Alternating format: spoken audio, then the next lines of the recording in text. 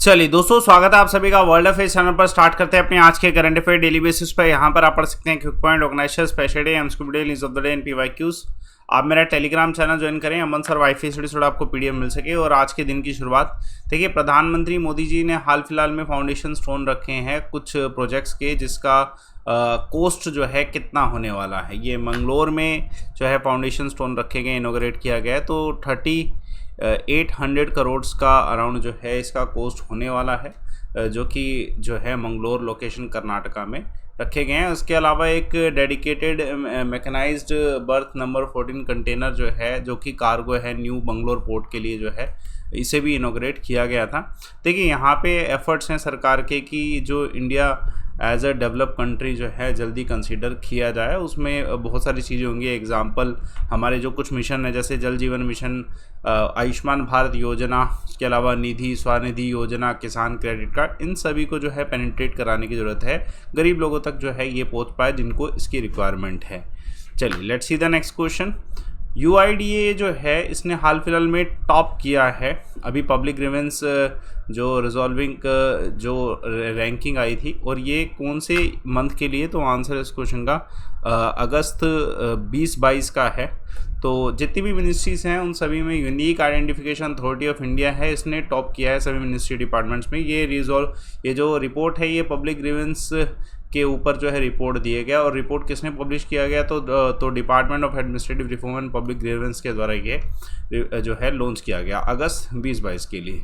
तो इसमें UIDA के द्वारा जो स्पेशल चीज़ें की गई हैं, वो जैसे रेजिडेंट इंडिया के जितने भी हैं उनको कमिटेड सर्विस जो है इनके द्वारा दी गई है। ठीक है, ease of doing business increase किया गया है, तो इस वजह से जो है इसे जो है टॉप कैटेगरी में डाला गया है। उसके अलावा ऑर्गेनाइजेशन ने ये भी कहा है कि एक ग्रीवेंस रिएड्रेसल मैकेनिज्म जो है लॉन्च करने वाले हैं। ये state of art open source CRM solution पर बेस्ड होगा, जो कि लाएगा। CRM सॉल्यूशन क्या है? कस्टमर रिलेशनशिप मैनेजमेंट सॉल्यूशन है, जो कि डिज़ाइन किया गया है, ठीक है, UIDA की सर्विसेज को अच्छे से डिलीवर करने के लिए सभी लोगों तक। देखिए, पद्म अवार्ड 2023 के जो नॉमिनेशन हैं ये ओपन हो चुके हैं, और ये फाइनली कब तक रहेंगे? 15 सितंबर। देखिए, ओपन बहुत पहले हो गए थे, लेकिन जो फाइनल डेट आने वाली है जब हम ये क्लोज किए जाएंगे वो 15 सितंबर की, तो इसलिए अपडेट ज़रूरी है। Padma award basically Padma Bhushan, Padma Bhushan, Shri award, जितने भी हाईएस्ट सिविलियन अवार्ड हैं आफ्टर भारत रत्न, इन सभी का नॉमिनेशन जो है बहुत पहले जो है ओपन कर दिया गया था। 1 मई को इसे ओपन किया गया था, और इसकी फाइनल डेट जो है नॉमिनेशन सबमिट करने की वो 15 सितंबर की डेट है 2023 के लिए। तो डेफिनेटली ये जो अवार्ड्स है तभी मिलते हैं अगर कोई डिस्टिंक्ट वर्क आपने किया किसी एक पर्टिकुलर डिसिप्लिन फील्ड में, art, literature, education and all, इन सब कैटेगरी में। इसको शुरुआत इसकी की गई थी 1954 में। तो रिपब्लिक डे वाले दिन इसे जो है ओकेजन पे इसे अनाउंस भी किया जाता है। देखिए, कुछ स्पेशल ऐसी कैटेगरीज हैं जिनको इस पद्मा अवार्ड की कैटेगरी से रिमूव किया गया है। तो उसमें एग्जांपल है कोई PSU जो कुछ एक्सेप्ट डॉक्टर्स और साइंटिस्ट हैं जो कि एलिजिबल नहीं है। ठीक है, तो ये क्वेश्चन आपको मिल सकता है कौन कौन एलिजिबल नहीं है। यूनियन मिनिस्टर पीयूष गोयल जी के द्वारा हाल फिलहाल में कौन से देश में विजिट किया गया? USA में। तो union commerce and industry minister हैं पीयूष गोयल जी, जिन्होंने हाल फिलहाल में जो है एक मीटिंग जो है कंडक्ट करवानी है 5 से 10 सितंबर के बीच में, जो कि USA में होने वाली है। India US strategic partnership forum conference है जहाँ पे विजिट कर रहे हैं। उसके अलावा एक Indo Pacific economic framework ministerial meeting भी होगी, जिसमें ये जो है पार्टिसिपेट करेंगे। ये मीटिंग जो है सैन फ्रांसिस्को, लॉस एंजल्स में है, जिसमें बिजनेस पर्सन जो हैं, USA ऑफिशियल, इंडस्ट्री लीडर्स जो हैं, उन सभी के साथ जो है इकोनॉमिक टाइप्स के लिए जो है ये डिस्कशन करने वाले हैं, पीपल टू पीपल कॉन्टैक्ट को इंक्रीज़ करने के लिए। देखिए, हाल फिलहाल में 5.62 लाख डिफेंस पेंशनर जो हैं, ये जिनको सक्सेसफुली डिजिटल प्लेटफॉर्म जो स्पर्श है उसमें ऐड किया गया है। कौन से मंथ का डाटा है? तो अगस्त मंथ का डाटा है। बट स्पर्श, तो स्पर्श के बारे में जानते हैं। देखिए, स्पर्श एक सिस्टम ऑफ पेंशन एडमिनिस्ट्रेशन रक्षा है, तो स्पर्श के नाम से ये दिया है। डिफेंस मिनिस्ट्री के द्वारा ये अपडेट किया जाता है, जिसमें हाल फिलहाल में 3000 करोड़ के आसपास का जो है अमाउंट वो डिफेंस पर्सनल्स को जो है डिजिटल तरीके से एज ऑन अगस्त जो है दिया जा चुका है।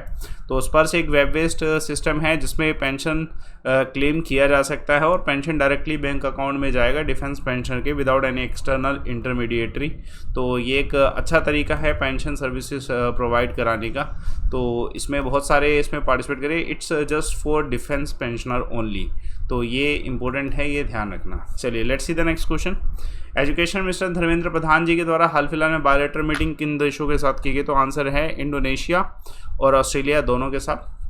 तो जो हमारे एजुकेशन मिनिस्टर है धर्मेंद्र प्रधान जी, इन्होंने इंडोनेशिया के काउंटर पार्ट में नदीम अनवर हैं जिनके साथ जो है डायरेक्ट कांटेक्ट किया म्यूचुअल इंटरेस्ट के लेके एजुकेशन और स्किलिंग के ऊपर। बेसिकली जो मेजर पोर्शन था वो था curriculum design, student exchange and research. इन दो चीज़ों पे जो है फोकस किया गया कि एजुकेशन की फील्ड में इंडिया और इंडोनेशिया के बीच में कॉम्प्रिहेंसिव स्ट्रेटेजिक पार्टनरशिप जो है उसको और इंक्रीज़ किया जाए।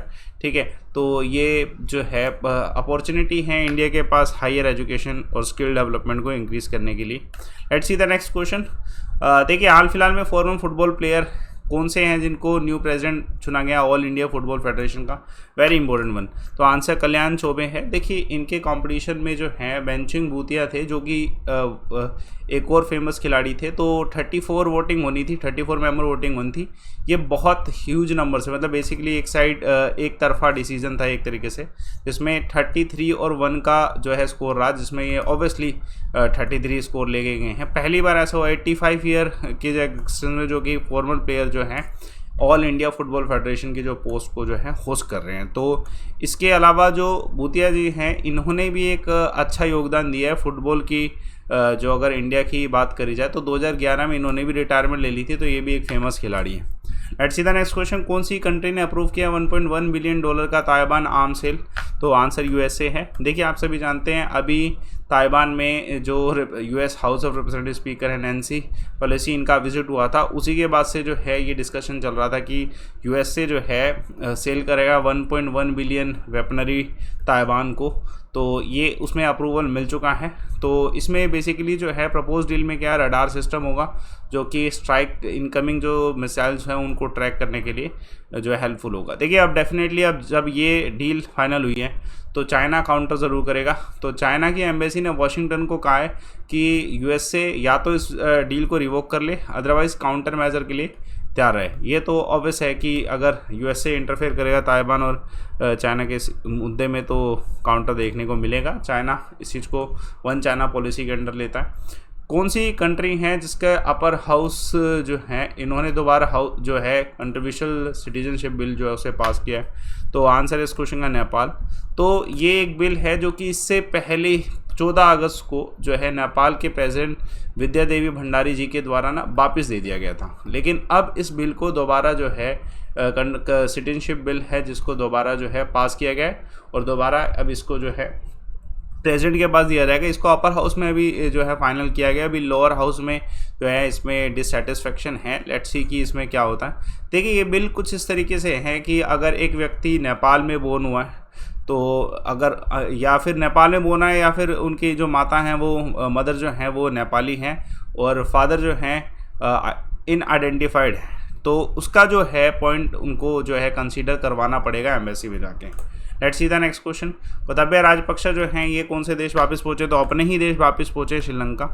देखिए आप सभी जानते हैं कि इकोनॉमिक क्राइसिस के समय गोताबया राजपक्षे पे अटैक हुआ, तो इस वजह से उन्हें उस समय मालदीव जाना पड़ा। उसके बाद वहाँ से अलग अलग देशों में, जिसमें सिंगापुर से अब ये दोबारा जो है रिटर्न कर रहे हैं। अब ये जो बेंद्रानेक इंटरनेशनल एयरपोर्ट है वहाँ पे ये रिसेंटली लैंड किए हैं और अभी सेफ हाउस में है कि महिंद्रा राजपक्षे जो हैं इनके ब्रदर, उनके साथ जो है ये स्टे कर रहे हैं विद हाई सिक्योरिटी। ऑब्वियसली इससे पहले इन पर बहुत बड़ा अटैक हुआ, तो ये 51 दिनों के बाद अब जो है दोबारा रिटर्न करें श्रीलंका में।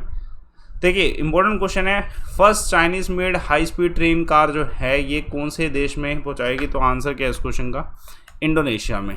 तो इंडोनेशिया में ये रेलवे लाइन कनेक्ट किया जा रहा है जकार्ता को बेंदुक के साथ, ठीक है, जो कि सिटी है वेस्ट जावा प्रोविंस में, और ये पार्ट है चाइना के belt and road infrastructure initiative का है, ठीक है। तो इसका डिस्टेंस 142 किलोमीटर होगा, जो कि 5.5 बिलियन की लागत से बन रहा है। इसका कंस्ट्रक्शन PT कैरपाट इंडोनेशिया चाइना जॉइंट वेंचर है उनके साथ, जो उनके द्वारा जो है किया गया है। डेफिनेटली ये जो है डिस्टेंस को कम कर देगा। 3 घंटे का डिस्टेंस सिर्फ और सिर्फ 40 मिनट में कवर किया जाएगा इस हाई स्पीड रेलवे से।